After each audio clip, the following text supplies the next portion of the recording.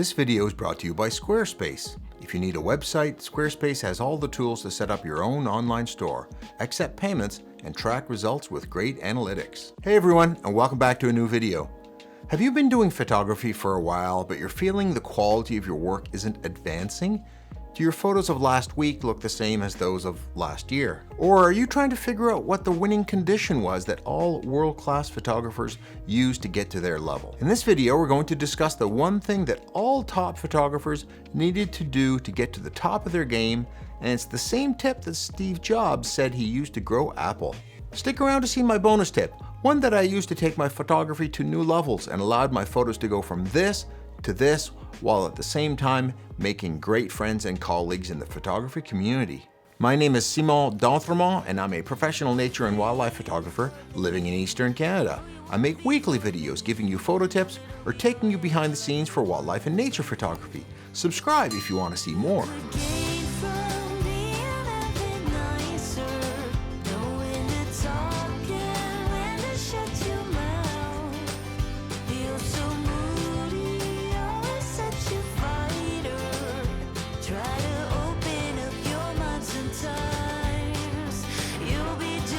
First off, a warning about scammers that are using my photo, pretending to be me, and offering you prizes in the comments below. Stay away from them. Today we're going to talk about something new.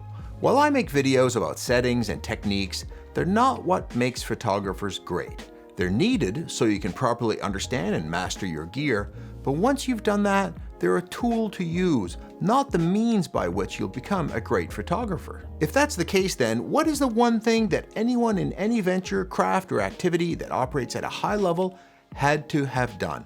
It's the same thing that Steve Jobs said was the secret to growing Apple: continuous improvement. The reason this is a mandatory step in any activity done at a high level, and especially photography, is that the other ways of getting there aren't really possible. One could be born with the DNA that makes them operate at a world class the first time you tried it. The other would be to go from sucking at something to being a top professional in one dramatic leap, or from one majestic epiphany that happened all at once. Sorry, that just doesn't happen. The reality is that every great photographer got to where they are by continuously improving their craft, a bit at a time, until they achieved their high level. But why did that happen for them but not for everyone?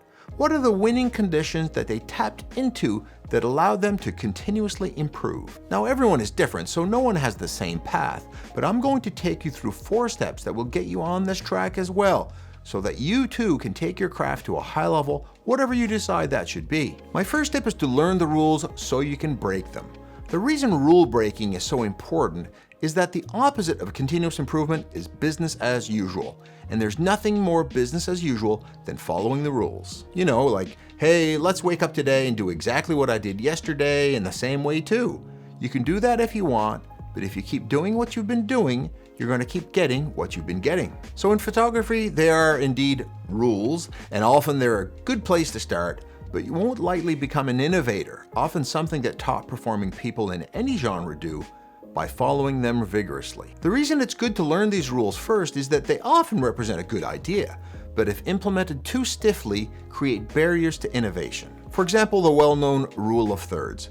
Take your scene and divide it into horizontal and vertical thirds and place your major lines or areas of interest on the lines or at the intersections. Once you take a closer look at this, you'll understand that the lines and points aren't magic points on the map, but rather help implement the following 2 concepts.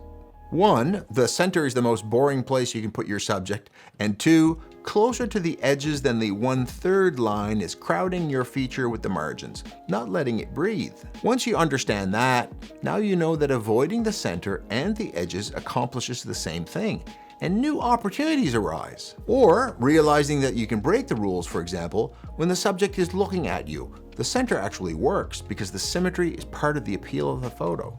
In wildlife photography, my genre, a rule is that you should have your subject's eye in focus, and you should leave more room in front of your subject than behind it. Yet these compositions can work by creating mysteries about what you can't see, either underwater or just outside the frame, or by making other elements in the photo just as important as your subject. So check out the rules, find out what they're intended to accomplish, and see if you can accomplish the same result outside the parameters of the rules. That's innovation. Secondly, study the work of the photographers you admire, not to copy their style, but to understand why it works for them.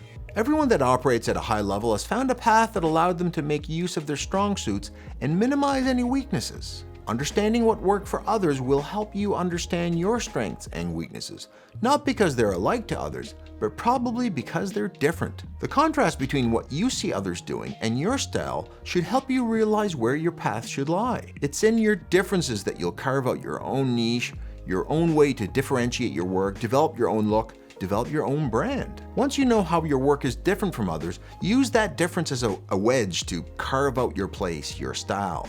If you follow someone else's path, you're doing a disservice to all the skill and talent that you have. There's only one you. Everybody has unique skills, talents, and a view of the scene that no one else has. No one else can replace it. Someone once said, the person who follows the crowd can go no further than the crowd. So when you look at a scene, a subject, a place, and are thinking what to do with your camera, think, what would someone else do? If all the other photographers are huddled off into one area, shooting the scene the same way, there are two options. Either everyone is right, or is everyone just doing business as usual? It's up to you to find out which one it is. When I looked at the work of other wildlife photographers, I found that there was a lot of emphasis on the subject and less on the background. I found this unusual, as I'd always thought of the background being just as important as the subject in the photo. For me, the texture of the tree, some moss on the ground, lichen on the branches, light in the distance, grasses around my subject, those were the elements that I wanted to include in my photos. And that's where this path has led me. I'm always on the lookout for textures, lighting, colors, shapes, patterns, all things that complement my wildlife subjects and make my photo more than just a subject. A quick word from the sponsor of this video, Squarespace. When I needed a new website, I turned to Squarespace for the polished professional look to showcase my work in photos. Having no coding or programming experience, I was able to set up my website in one weekend. On Saturday, I set up the structure of my site and the different panels, and on Sunday, I set up my products for sale and pricing. I'm now able to take orders, including international payments, through my site. It was easy. I also love the analytics and the way I can keep track of my orders, either pending or fulfilled. Head to squarespace.com for a free trial, and when you're ready to launch, go to squarespace.com/Simon to save 10% off your first purchase of a website or a domain. One of the most common reasons for settling for the status quo, for business as usual, is that it's an easy path, predictable, repeatable, no surprises. To get beyond the easy, you need to push yourself. You need to find reasons to do amazing things even when you're not faced with amazing opportunities. You can't wait for incredible things to show up on your doorstep. You need to go out and make them. So I made a pact with myself years ago. Come home with something. That means if nothing worth photographing shows up, I stay out until it does, or I make a photo of what's available. If you're a landscape photographer and the amazing sunrise doesn't happen, do you just pack up your gear and go home? Or do you keep looking and working to find or even make something amazing? Are there shapes, lines, trees, sand, rocks, waves, patterns in nature? If there are any, and there always is, make something with them. When life gives you lemons, make some lemonade. In wildlife photography, we often run across birds and animals that advanced photographers won't even lift their camera up to. They're so common, everyone ignores them, or they're a common pest that people have decided they don't like anymore. So why take their photo? My take is different. I'm not always going to see amazing rare species on every outing. Some days I'm just going to find junk birds, everyday birds, pests that cars hit on the road. Do you know what I do? When I can't find amazing uncommon subjects, I try to take uncommon photos of the common ones. That way I always have a goal and an opportunity to improve my photography regardless of my luck or lack of it. I can run into the least photogenic things around, and my goal is to turn them into masterpieces. These are some examples of wildlife in my area that most people wouldn't even raise the camera to photograph. Porcupines, raccoons, starlings, chickadees, and robins. Everyday animals, but they have a beauty of their own if you can reveal it. Someone once said, life is 10% what happens to you and 90% of what you do about it. I think photography is the same way. If you watch enough YouTube videos about gear, you'll come to think that buying some new gear is going to give you a big eureka moment. Excellence in photography isn't going to be found there. It's not in the one big thing, it's in the 100 small things added together. Some people think that buying a new piece of gear is suddenly going to make them a better photographer. It may take better quality photos, but won't make you a great photographer. The best photographers are known for the stories their photos tell, amazing compositions and landscapes, daring in unique locations, conveying a sense of emotion, and capturing a viewpoint or action so unique it stands out from the crowd. Now, better gear will improve the quality of these shots and get you more keepers, but it won't visualize and plan them, take you up a mountain, get you out of bed at 5 a.m., nor stand in the perfect place at the perfect time. Gear is often seen as a means of skipping all the small little things that combined together add up to one big achievement. I heard a story 30 years ago that was attributed to Lou Holtz, the very successful American football coach. I tried to find a record of it online but couldn't find it, so this is how I remember it. Lou had a dream, and in his dream, he and 3 other coaches were standing by a pool. In the pool was a single fish, and next to the pool was a table with all kinds of tools that could be used to catch a fish. Fishing rods, nets, spears, various household implements, even a gun. There was a man there that told them that whoever caught the fish would take their team straight to the Rose Bowl, the biggest game of the year. The man drew a name from a hat for who could go first, and drew someone other than Lou. That person picked up a fishing rod and fished. He fished until his arm tired. The fish wouldn't bite, so he gave up. Another name was drawn from the hat, again not Lou. This other coach decided to try the net, and he tried and tried, but without luck, as the fish always swam to the other side of the pool. The third was getting desperate, so tried using the gun. No luck. Last, it was Lou's turn. He looked carefully at the choices and weighed each one in his mind. Finally, he took up a spoon from the table, got down on his knees, and started spooning water from the pool. The 3 other coaches looked at him and asked, "What are you doing?" To which he responded with a big grin, "I'm going to the Rose Bowl." As you can see, he took a path that was difficult, but that guaranteed success, as he would eventually take all the water from the pool and get the fish. Our photography is no different.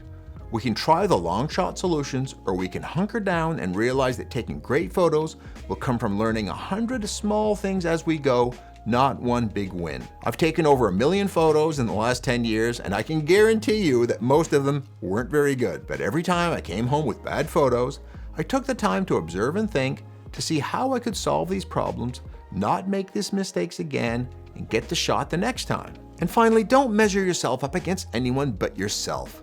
Don't make other people, the colleagues in your genre, your competition. Here's a few reasons for this. 1, if you think the people around you in your photography space are your competitors you're trying to beat, they're going to pick that up in no time. Do you want to work in a hostile environment? Do you want your colleagues to share or to hoard all the good opportunities? You're going to get what you give. Me, I'm happy to bring friends along with me when I go out to photograph wildlife, and in return, my friends call me and say, "Hey, I saw a cool bird yesterday at whatever location. Do you want to come along with me when I go back tomorrow?" We could see each other as adversaries, but rather, we see each other as colleagues that will benefit from each other's success. When one of us does well, we both benefit. We can become cheerleaders for each other's successes and victories. Now, sometimes in my genre, it's not wise to share the location of wildlife too broadly. And if I keep a location secret, it's for the well-being of the wildlife, not to keep others from getting better photos than me. Secondly, if your goal around improving as a photographer is to be better than so-and-so, what happens on the day you surpass them? What's your goal then? You've met your goal, so what's left to do? Coasting along as you've reached your target? Third, if you're only competing against yourself, you don't need to worry about anyone else's judgment of your work, which are usually around comparisons to other people.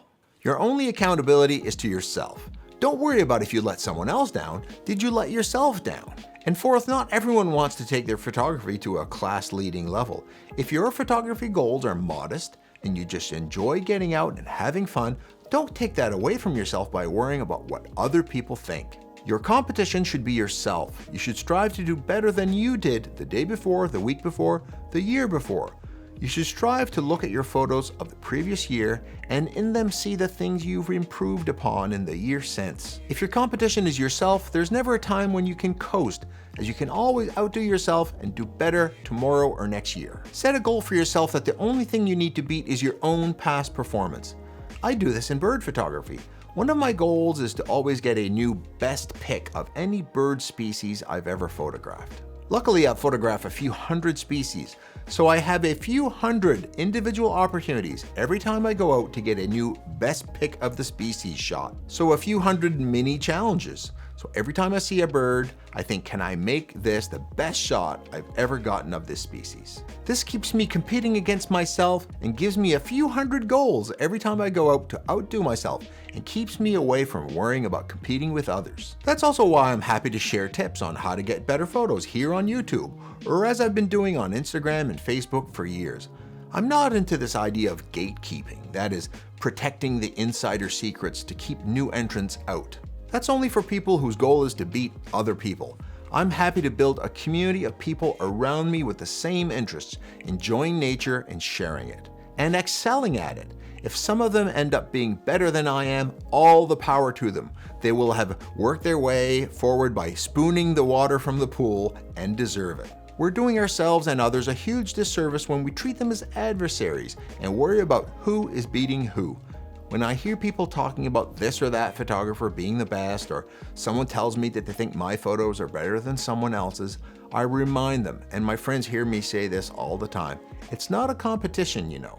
Competing against others is undermining an amazing opportunity to grow together, learn together, and to be stronger as a collective than we are individually. Maybe the very next time you face the choice of collaboration or competition, you'll make the choice that will not only benefit your colleagues, friends, and collaborators, you'll make the choice that benefits a very, very important person, a celebrity in their own right, the person against whom you should compare yourself and strive every day to beat: you. If you're looking for more tips on how to take your photography to the next level, but you feel stuck in a rut, I have a video with 3 tips to reprogram your photography brain.